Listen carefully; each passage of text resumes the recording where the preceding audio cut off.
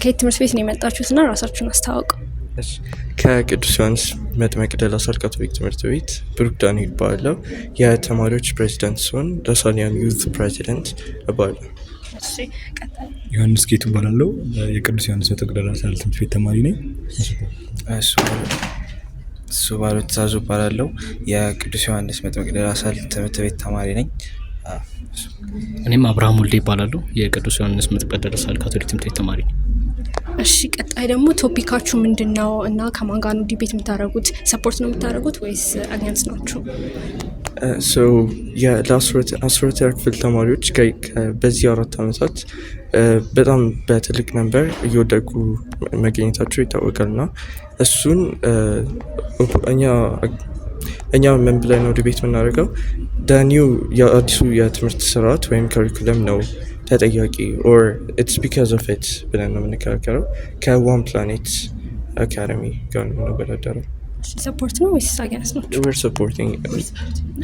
ቀጣይ ደግሞ ላይክ ቲም ወርካችሁን ምን ያህል ሰርታችኋል? ይሄንን እሱን እንድትነግሩ ነው። ይህንን ከሰማን ጊዜ ጀምሮ መረጃዎች ለመሰብሰብ ሞክረናል። የተለያዩ ሪሰርቾችን ለማየት ሞክረናል እና ይህንንም ያደረግነው በጋራ ነው። ሌሎችም የዲቤት ክለብ አባላቶችም ረድተውናል። ቲም ወርካችን ጥሩ ይመስለኛል። እዚህም የሚታይ ይመስለኛል። እሱ ከ100% ደግሞ ይህን ያህል እናሸንፋለን ብላችሁ እስቲ ሬት አድርጉት። 99.9። ሰላም እንዴት ናችሁ? ያው በመጀመሪያ እንኳን ደህና መጣችሁ። ስማችሁንና ከየት ትምህርት ቤት እንደመጣችሁ ንገሩ። ስሜ ሉል መስፍን ይባላል። ከዋን ፕላኔት ኢንተርናሽናል ስኩል ነው የመጣሁት። ብሌን ዳንኤል ከዋን ፕላኔት ኢንተርናሽናል ስኩል። ስሜ ሀሲብ መላኩ ይባላል ከዋን ፕላኔት ኢንተርናሽናል ስኩል። ዛሬ እንደሚታወቀው ዲቤት አላችሁ እና የዲቤታችሁ ቶፒክ ምንድን ነው?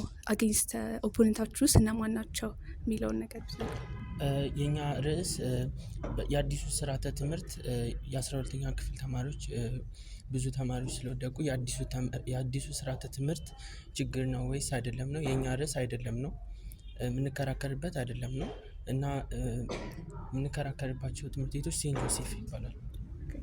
እሺ፣ በዚህ ዲቤት ምን ያክል ተዘጋጅታችኋል የሚለው? በደንብ ተዘጋጅተናል ብዬ አምናለሁ። ሁላችንም ብዙ ጊዜ በዚህ ላይ አጥፍተናል እና ጥሩ ምናሰራ ይመስለኛል። በአጠቃላይ በዛሬው ዲቤት የማሸነፍ ፐርሰንታችሁ ምን ያክል ነው ብላችሁ ታስባላችሁ? 100%።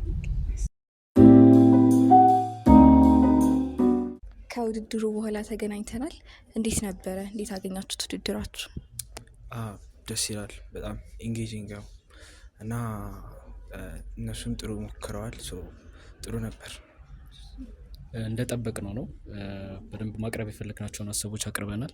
ከእነሱም ጥሩ ኮምፒቲሽን ገጥሞናል። ግን ያው አሪፍ ነበር። አጠቃላይ በጣም እንደነገሩ ጥሩ ነበረ። እንዲሁም ደግሞ ራሳችን ያየንበት መስታወት ነበረ። ምን አይነት ተማሪዎች ዝግጅታችሁስ እንዴት ነበረ?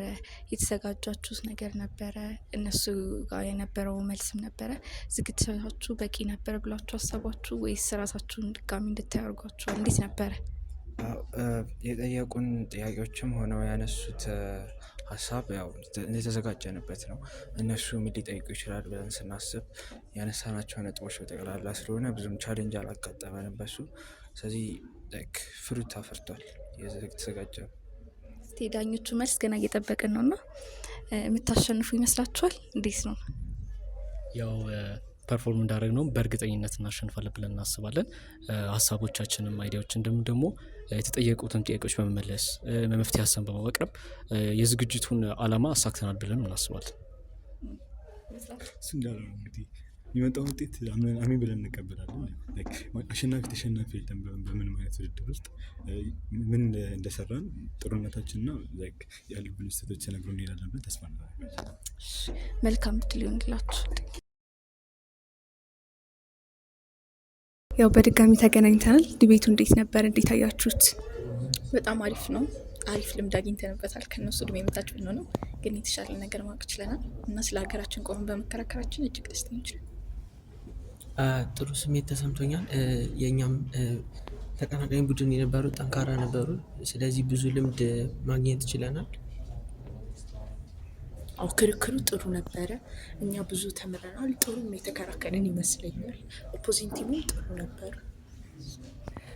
በዚህ ውድድር ላይ እናንተ ዝግጅታችሁን እንዴት ነበር ያገኛችሁት? ዲቤት ስታደርጉት እንደተዘጋጃችሁት ነበር ወይ እናንተ ፐርፎርማንስ? አዎ በአጥጋቢ ሁኔታ በደንብ ተዘጋጅተን ነበር እና እንዳሰብነው አይነት አድርገን አግኝተናቸዋል እና የተዘጋጀንበትም ነገር በደንብ መመለስ ይችላል። ኦፖነንቶቻችሁስ እንደጠበቃችኋቸው ነበሩ? አዎ ማለት ከባድ ነበሩ። ብዙም ሀሳብ አንስተዋል። እኛ ጋር የሚጋጭም ሀሳብ አንስተዋል። ግን ቢሆንም እኛ ጥሩ የሰራን ይመስለኛል። ውጤት ገና አናውንስ አልተደረገም። የምታሸንፉ ይመስላችኋል ወይ? አዎ እናሸንፋለን። ምክንያቱም እነሱ እየወሩት የነበረው ከተሰጠው ጥያቄ አንጻር አልነበረም። ስለ ራሳቸው ላይፍ እና ቤዝድ ያደረገው ስለ ሲስተሙ ሳይሆን ስለ ካሪኩለሙ ሳይሆን ስለ ላይፍ ኤክስፒሪየንሳቸው ስለነበር እኛ ሞር ፖይንታችን ላይ ፎከስ ስላደረግም እናሸንፍ ይመስለኛል። መልካም እድል።